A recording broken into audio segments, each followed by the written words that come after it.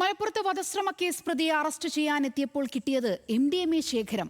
പുലാമന്തോൾ സ്വദേശി സമീറിനെയാണ് MDMAയുമായി Kottakkal police arrest ചെയ്തത്. 79 gram MDMAയും ഇയാളിൽ നിന്ന് പിടിച്ചെടുത്തു.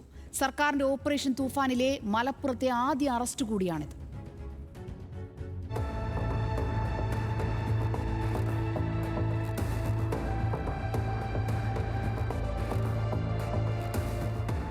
ഭാര്യ സഹോദരനെ ആക്രമിച്ച് പരിക്കേൽപ്പിച്ച കേസിൽ സമീറിനെ അറസ്റ്റ് ചെയ്യുന്നതിനായാണ് കോട്ടക്കൽ പോലീസ് ഇന്ത്യന്നൂരിലെ സമീറിന്റെ വാടക വീട്ടിലെത്തിയത്.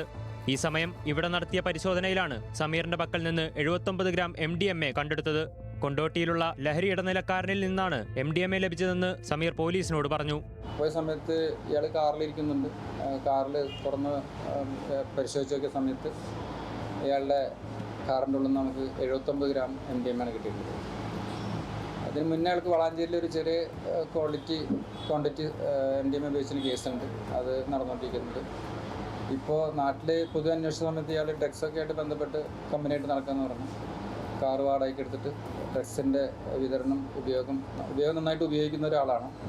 പുലാമന്തോൾ സ്വദേശിയായ സമീർ ഇന്ത്യന്നൂരിൽ നിന്ന് വിവാഹം ചെയ്ത് അവിടെ താമസിക്കുകയാണ്. ഭാര്യയുമായി അടുത്ത കാലത്തായി കുടുംബത്തർക്കങ്ങളുണ്ടായിരുന്നു.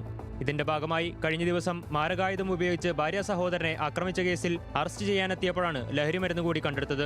മുമ്പ് വളാഞ്ചേരി പോലീസ് ഇയാളെ കഞ്ചാവ് കേസിലും അറസ്റ്റ് ചെയ്തിരുന്നു.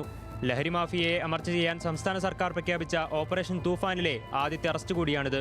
കോട്ടക്കൽ CI ദീപകുമാർ, ASIമാരായ അനീഷ് ചാക്കോ, ശൈലേഷ് എന്നിവരടങ്ങിയ സംഘമാണ് പ്രതിയെ അറസ്റ്റ് ചെയ്തത്.